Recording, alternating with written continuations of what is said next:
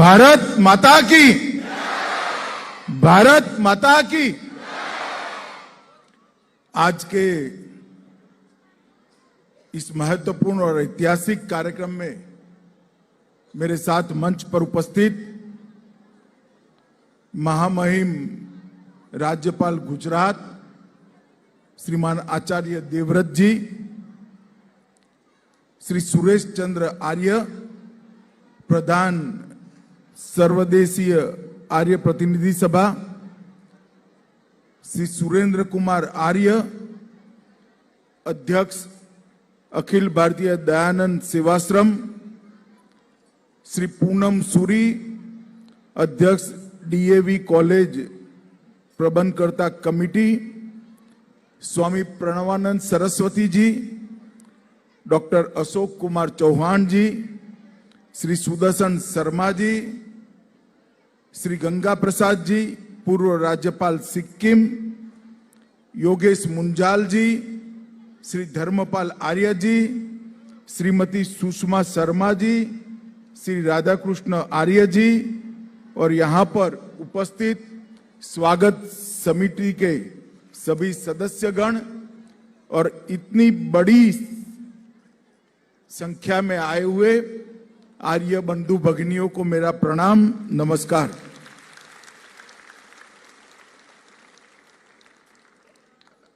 आज का दिन हम सब के लिए बहुत महत्वपूर्ण दिन है,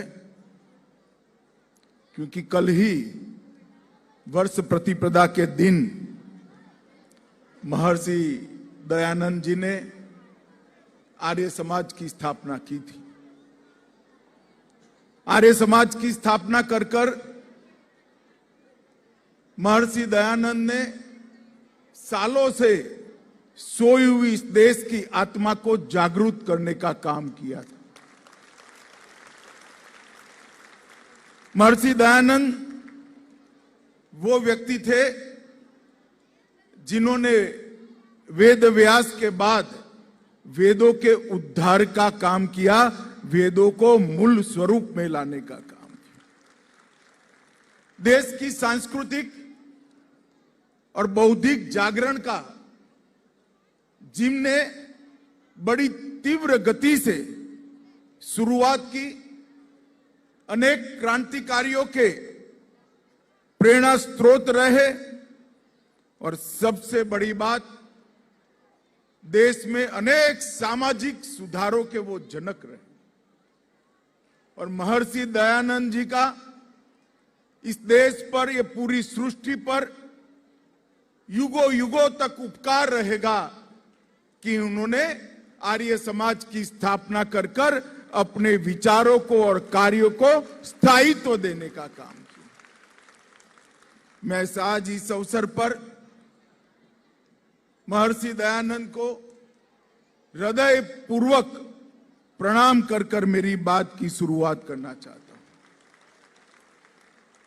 आज के परिदृश्य के पृष्ठभूमि में देखें तो आजादी के अमृत महोत्सव को हम लोग मना रहे हैं। महर्षि दयानंद ही थे जिन्होंने पहली बार स्वतंत्रता का उद्घोष करने का काम महर्षि दयानंद। स्वराज, स्वभाषा और स्वधर्म बोलना भी जिस जमाने में पाप था, निर्भीकता के साथ बोलना तो छोड़िए, समग्र भारत के अंदर उसका प्रचार प्रसार कर अनेक लोगों को उसके साथ जोड़ने का काम महर्षि दयानंद जी ने किया। महर्षि दयानंद जी की 200वीं जन्म जयंती भारत सरकार मोदी जी के नेतृत्व में मनाने का निर्णय कर चुकी है और मोदी जी ने 12 फरवरी को आपके कार्यक्रम में आकर महर्षि दयानंद के विचारों को न केवल देश, पूरी दुनिया के साथ बड़े आत्मविश्वास और सम्मान के साथ रखने का काम किया है। मेरे जैसे व्यक्ति के लिए ये बहुत गर्व की बात है कि ईश्वर ने मुझे इसी भूमि पर जन्म दिलाने का मौका दिया, जहां से महर्षि दयानंद आए थे। मेरे जैसे कार्यकर्ता के लिए बहुत गर्व की बात है और मैं आज आर्य समाज के सभी बंधु भगिनियों को कहना चाहता हूं कि नरेंद्र भाई जो देश जागरण का काम कर रहे हैं, इसकी मूल कल्पना सभी लोगों ने महर्षि दयानंद के जीवन से और उनके कर्तृत्व से ही ली है। महर्षि दयानंद ने अंधश्रद्धा से घिरे हुए पूरे देश को झंझोड़ कर जागरूक किया, ढेर सारी कुरीतियों से मुक्त किया। सत्य क्या है वो सत्यार्थ प्रकाश के माध्यम से समग्र जगत के सामने रखने का काम महर्षि दयानंद ने। और महर्षि दयानंद ने अंग्रेजों के शासन के सामने निर्भीकता के साथ ढेर सारे लोगों को क्रांतिवीर बनने का प्रेरणा दिया, आजादी के लिए लड़ने का हौसला दिया। और महर्षि दयानंद ने आर्य समाज के रूप में एक ऐसी परंपरा की स्थापना की जो सालों सालों तक भारत की उन्नति का और हमारे धर्म के सभी उच्च विचारों का न केवल भारत जगत के कल्याण के लिए कारण बनने वाला है। मैं फिर से एक बार बहुत हृदय से महर्षि दयानंद जी को प्रणाम कर कर वो तेज पुंज से आशीर्वाद मांगकर अपनी बात को आगे बढ़ाना चाहता हूं। मित्रों, महर्षि दयानंद की 200वीं जयंती के साथ साथ आने वाले 2 सालों में कार्यक्रम चलने वाला है। उसी वक्त 2025 में आर्य समाज के 150 साल समाप्त होंगे। ये पूरे देश के लिए और दुनिया भर में रहने वाले हर भारतीय के लिए बड़े गर्व का पल और गर्व का दिन होगा। मैं आज पूर्वोत्तर में मैं बहुत घुमा हूं, मगर आज जिस शुद्ध उच्चारण के साथ पूर्वोत्तर की ट्राइब के बच्चे वेदों के मंत्रोच्चारों के साथ यज्ञ में आहुति दे रहे थे, वो देखकर मन को परम शांति। इतने घनघोर अंधेरे के अंदर जैसे बिजली एक आशा का संचार करती है, इसी प्रकार की वो घटना थी। मैं यज्ञ में मैं भी आहुति कर रहा था, मगर मेरा संपूर्ण ध्यान बच्चों के उद्गार और उनके तेजोमय मुखाकृति पर। ये परिवर्तन केवल और केवल आर्य समाज ही कर सकता है, क्योंकि आर्य समाज पूर्वोत्तर के वनवासी क्षेत्रों में शिक्षा क्रांति यज्ञ का एक उद्घोष महर्षि दयानंद के विचारों से कर रहा है। आज यहां पर आपने रिश्ते बचाइए देश बचाइए, इसको आगे ले जाने का निर्णय किया है। प्राकृतिक खेती को, प्राकृतिक कृषि को अपनाया है।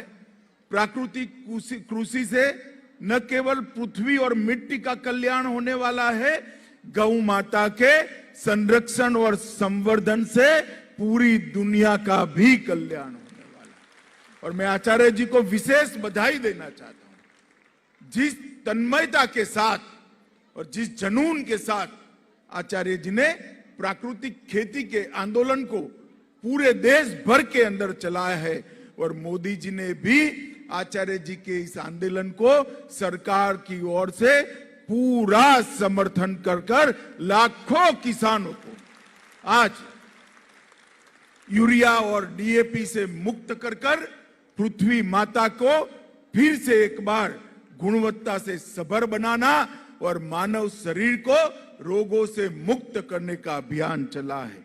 नशा के खिलाफ आपकी लड़ाई बहुत समयोचित है। ये लड़ाई से भी बहुत बड़ा फायदा होने वाला है। और जनजाति क्षेत्र के अंदर गले लगाइए, दूरी मिटाइए, ये कार्यक्रम आर्य समाज के अलावे और कोई नहीं कर सकता। मित्रों, आर्य समाज के लोग ही कर सकते। आज सबसे ज्यादा जरूरत है तो वनवासी क्षेत्र के अंदर हमारे जो बंधु भगिनी है उनके साथ जाना है, उनके जीवन के अंदर हमारे मूल सिद्धांतों का प्रकाश उनके जीवन के अंदर फिर से एक बार लाने का काम करना है। इसको भी आप कर रहे हो। महर्षि दयानंद उस जमाने में पैदा हुए, 18वीं सदी भारत के गुलामी के घनघोर अंधेरी रात्रि की सदी थी। बाल्यकाल में एक छोटी सी घटना से प्रेरणा लेकर एक सत्य की शोध में निकला हुआ बालक महर्षि दयानंद बनकर जब ये विश्व को छोड़ गया, तब अपने पीछे एक महान परंपरा को छोड़। सालों से वेदों के सत्य पर जो मिट्टी जमी थी, एक ही समय में एक ही जीवन के अंदर वो सारी मिट्टी को हटाकर वेदों को फिर से दैदीप्यमान करने का काम महर्षि दयानंद ने किया। स्वदेशी और स्वभाषा, इसका स्वाभिमान पहली बार उस घनघोर रात्रि के अंदर निर्भीकता के साथ रखने का काम महर्षि दयानंद ने किया।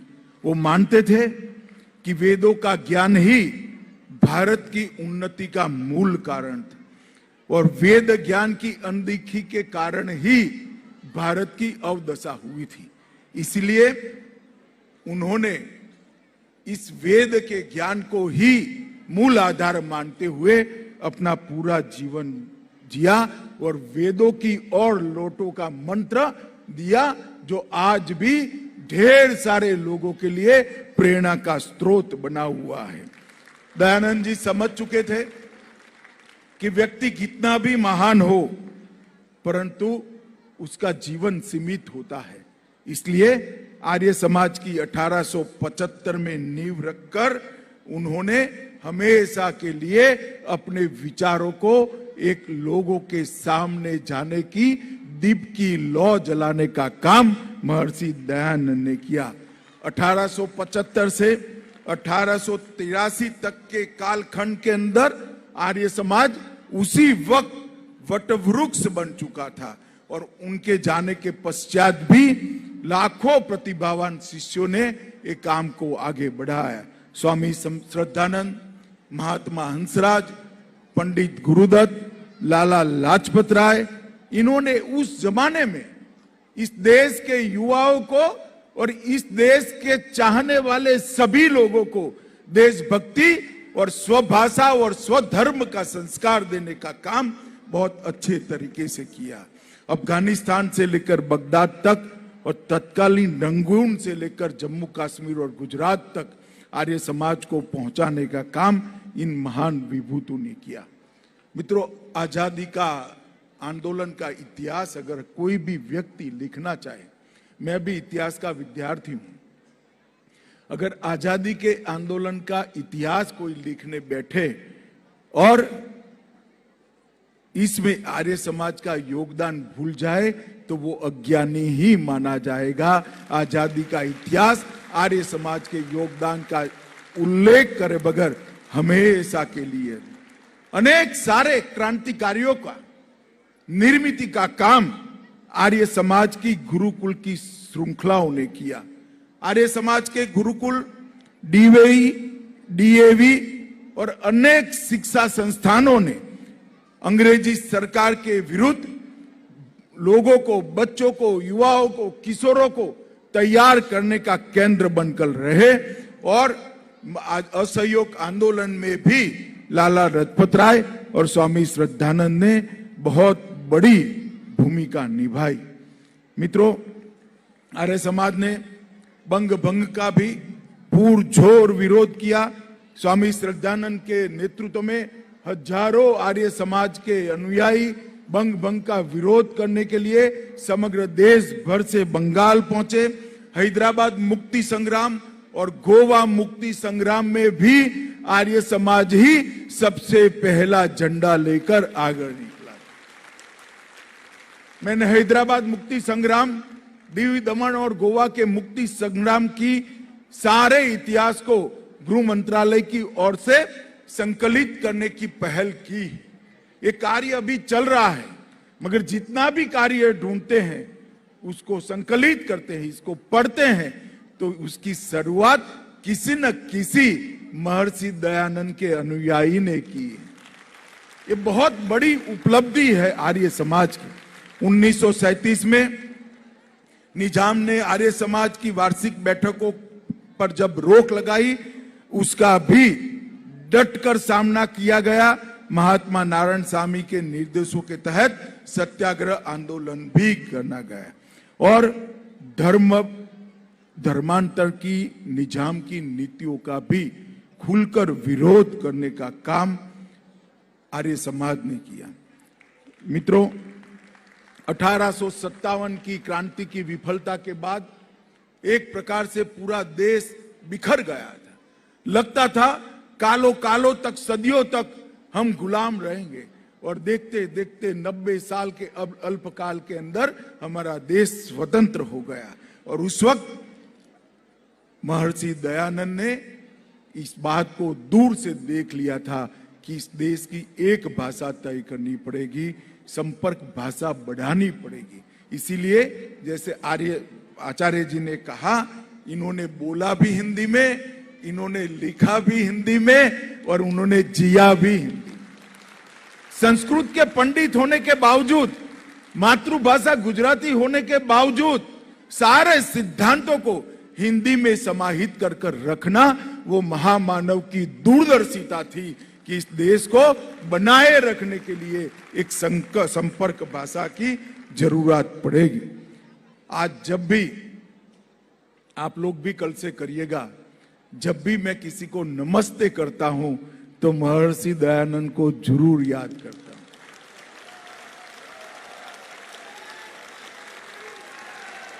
महर्षि दयानंद न होते तो हम सब भी हेलो कहते होंगे।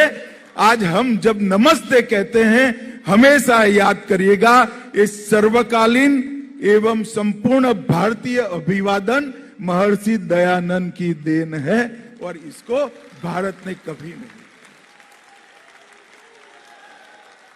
मित्रों, इन्होंने ऋग्वेद के वाक्य को, एक ही परमात्मा को ज्ञानी लोग अनेक नाम से पुकारते हैं, इस वाक्य को नया जीवन देकर पूरे विश्व के अंदर हमारे धर्म की अवधारणा की विशालता को परिचय कराने का काम।